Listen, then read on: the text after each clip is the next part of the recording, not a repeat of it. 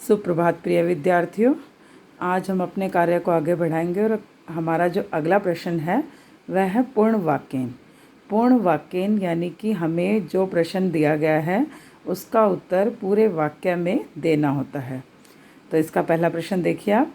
महर्षि दयानंदस्य काले, महर्षि दयानंद के काले समय में का कौन सी कुरीत्य बुराइयाँ व्याप्ता आसन, व्याप्ता यानी फैली हुई, आसन थी। महर्षि दयानंद के समय में कौन सी बुराइयां फैली हुई थी? समाज में उस समय कौन सी बुराइयां फैली हुई थी? तो इसका उत्तर देखिए। तस्मिन काले, उस समय में अंधविश्वास है, अंधविश्वास। स्त्री अशिक्षा, स्त्रियों की अशिक्षा यानी स्त्रियों को शिक्षित नहीं किया जाता था। बाल विवाह, बच्चों का विवाह कर दिया जाता था। जाति प्रथा, जाति के नाम पर लोगों के साथ दुर्व्यवहार किया जाता था। इत्यादि कुरीत्य बुराइयां व्याप्ता आसन, फैली हुई आसन थी। दूसरा प्रश्न देखिए। महर्षि दयानंद किमर्थम भारते सर्वत्र अभ्रमत, महर्षि दयानंद किमर्थम किस लिए भारते भारत में सर्वत्र हर जगह अभ्रमत घूमते थे। महर्षि दयानंद भारत में किस लिए, किमर्थम किस लिए, सर्वत्र हर जगह घूमते थे। तो देखिए इसका उत्तर। महर्षि दयानंद है, महर्षि दयानंद कुरीत्य, कुरीत्य अर्थात बुराइयाँ, निवारण करने के लिए, बुराइयों को दूर करने के लिए, वेद धर्म च प्रचार्यन, च का अर्थ होता है और, बुराइयों को दूर करने के लिए और वेद धर्म का प्रचार करने के लिए भारते सर्वत्र अभ्रमत, भारत में हर जगह घूमते थे, सब जगह घूमते थे। अगला प्रश्न देखिए। महर्षि शिष्येभ्य सदैव किम वदति सम, महर्षि शिष्यों से सदैव हमेशा किम वदति सम क्या कहते थे, हमेशा वो अपने शिष्यों को क्या कहते थे। देखिए क्या कहते थे। महर्षि शिष्येभ्य वदति सम, महर्षि शिष्यों को वदति सम कहते थे। चिंता मा कुरुत, चिंता मत करो। तूष्णीम अभवत, चुप रहो। अर्थात जब वो यात्री उन्हें बुरा भला कहता था तो जो शिष्य थे उनको क्रोध आता था, तब महर्षि उन्हें समझाते थे कि चिंता मत करो और चुप रहो। अगला प्रश्न देखिए। जितेंद्रिय महर्षि किम करोति सम, जितेंद्रिय इंद्रियों को जीत लेने वाले महर्षि किम करोति सम, किम क्या करोति सम करते थे। तो देखिए क्या करते थे। जितेंद्रिय महर्षि सर्वम श्रुत्वा, सब कुछ सुनकर, शांत चित्तेन, शांत चित्तेन अर्थात हृदय, शांत हृदय से एव ही तिष्ठति सम रहते थे। अर्थात सब कुछ सुनकर भी वो शांत चित्त होकर रहते थे।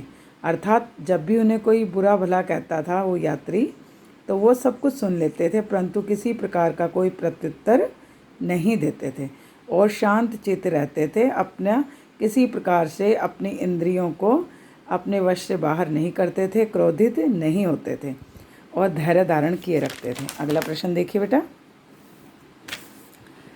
लज्जित यात्री किम अकथ्यत, लज्जित शर्मिंदा यात्री किम अकथ्यत क्या कहता है वो यात्री। स अकथ्यत वह कहता है क्षमस्व महर्षि क्षमस्व, क्षमस्व क्षमा करें महर्षि क्षमा करें, अर्थात वो उनसे क्षमा याचना करता है। अगला प्रश्न देखिए। शिष्या क्रुद्धा अभवन, शिष्या क्रुद्धा क्रोधित अभवन हो गए। अत्र अभवन, अत्र माने यहाँ, अभवन इति क्रियापदस्य, अभवन जो क्रियापद है, कर्ती पदम किम उसका कर्ता क्या है, उसका कर्ता कौन है। शिष्या कर्ती पदम अस्ति, शिष्या क्रुद्धा अभवन, अभवन इसकी क्रिया है। अब अभवन क्रिया है तो करने वाला कौन होगा, कर्ता। तो कर्ता कौन है, शिष्या। यहाँ पर शिष्या इसका कर्ता है, इस कार्य को करने वाला है, तो इसका उत्तर आ जाएगा शिष्या कर्ती पदम अस्ति, शिष्या ही कर्ता है। अब हमारा जो अगला प्रश्न है वो है प्रश्न निर्माण, अर्थात हमें सामान्य वाक्यों से प्रश्न की रचना करनी है। कुछ परिवर्तन करके हम इसका करेंगे। देखिए आगे काम कैसे होगा। महर्षि दयानंद काशी नगरे अतिष्ठत। महर्षि दयानंद काशी नगरे अतिष्ठत रहते थे। ठीक है, अब यहाँ पर जो मैंने रेखांकित किया इस शब्द को, क्या है वो, काशी नगरे। मैंने आपको पहले भी एक उसमें बता दिया था वीडियो में कि जहाँ भी स्थान विशेष की, किसी नगर विशेष स्थान या किसी जगह की बात होती है तो उसके लिए कुत्र आता है। तो महर्षि दयानंद कुत्र अतिष्ठत, काशी नगर की जगह हमने क्या किया, कुत्र किया। अतिष्ठत रहते थे, तो इसका हो गया प्रश्न क्या, महर्षि दयानंद कुत्र यानी कि कहाँ अतिष्ठत रहते थे, और इसका उत्तर क्या होगा, काशी नगरे, काशी नगर में रहते थे। और आगे क्या आ जाएगा, प्रश्नवाचक चिन्ह। अगला देखिए, यात्री महर्षि कुटीरस्य समीपम आगच्छत। यात्री महर्षि कुटीरस्य, कुटिया के, महर्षि की कुटिया के, समीपम पास, आगच्छत आया, यानी यात्री किसकी कुटिया के पास आया, प्रश्न यही बनेगा। अब हमारा वाक्य है यात्री महर्षि की कुटिया के पास आया, तो अगर हम इसका प्रश्न बनाएंगे तो क्या बनेगा, यात्री किसकी कुटिया के पास आया। तो यहाँ महर्षि की जगह हमने क्या लगाना है, किसकी, और इसके लिए हमारे जो वाक्य बनेगा उसमें क्या आएगा, देखिए, यात्री कस्य कुटीरस्य समीपम आगच्छत। महर्षि की जगह हमने क्या शब्द प्रयोग किया, कस्य, और इसका प्रश्न निर्माण हो गया, यात्री किसकी कुटिया के पास आया। ठीक है, अगला देखिए, दुर्वचनानि श्रुत्वा अपि महर्षि तूष्णीम अतिष्ठत।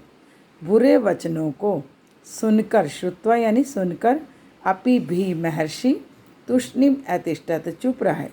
महर्षि बुरे वचनों को सुनकर भी चुप रहे। दुर्वचनानि, तो इसका आ जाएगा, इसकी जगह शब्द आएगा कानी, यानी किनको, श्रुत्वा सुनकर, अपि भी महर्षि तूष्णीम अतिष्ठत चुप रहे। वाक्य बनेगा किनको सुनकर, किसको, किनको आएगा, किसको नहीं, किनको सुनकर महर्षि चुप रहे, तो इसका उत्तर आएगा दुर्वचनानि, बुरे वचनों को सुनकर। अगला प्रश्न देखिए, महर्षि दयानंद प्रचुर फलानि अयच्छत। महर्षि दयानंद ने प्रचुर, अत्यधिक मात्रा में, फलानि फल, अयच्छत दिए, प्रदान किए। तो यहाँ पर जो आएगा महर्षि दयानंद, महर्षि दयानंद की जगह हमने क्या शब्द प्रयोग किया, एक वचन है, तो उसमें आ जाएगा क्या, क प्रचुर फलानि अयच्छत, किसने प्रचुर मात्रा में, अत्यधिक मात्रा में फल प्रदान किए। कोई भी एक वचन अगर पुल्लिंग शब्द होता है तो उसकी जगह हम का प्रयोग करते हैं, और अगर इसकी जगह कोई स्त्रीलिंग शब्द होता और एक वचन होता तो उसकी जगह का प्रयोग होता। अगला प्रश्न देखिए, महर्षि भारते अभ्रमत। महर्षि भारत में घूमते थे। तो भारते मैंने आपको बताया था, स्थान विशेष, नाम विशेष, अगर कोई जगह का नाम या कोई शहर का नाम, गांव का नाम, कोई भी आ जाता है स्थान विशेष, तो उसकी जगह हम शब्द एकमात्र प्रयोग करते हैं, क्या, कुत्र। तो इसका आएगा महर्षि कुत्र अभ्रमत।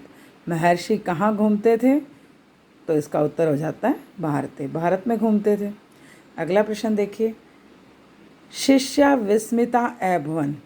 शिष्या विस्मिता, हैरान, आश्चर्यचकित, अभवन हो गए। शिष्या आश्चर्यचकित हो गए। तो अब जो शिष्या शब्द है हमारा, इसकी जगह हमने शब्द प्रयोग करना है। तो शिष्या शब्द में एक खासियत है कि ये क्या है, बहुवचन है। तो बहुवचन में मैंने आपको बताया था, पुल्लिंग हो या स्त्रीलिंग, कोई भी शब्द हो, आपको उसकी जगह के का प्रयोग करना है। अगर कोई शब्द जो पुल्लिंग है या स्त्रीलिंग है वो बहुवचन में है, तो आपको उसकी जगह एकमात्र शब्द है के, उसका प्रयोग करना है। तो के विस्मिता अभवन, कौन विस्मित, हैरान हो गए थे, शिष्या हैरान हो गए थे। ठीक है, और अगला इसका जो प्रश्न आएगा हमारा 7वां प्रश्न है, कथा कर्मानुसारेण। अब आप कहेंगे कि करवा तो कुछ नहीं रखा है, तो वो इसीलिए कि ये आपको स्वयं अपनी पुस्तक में भरना है।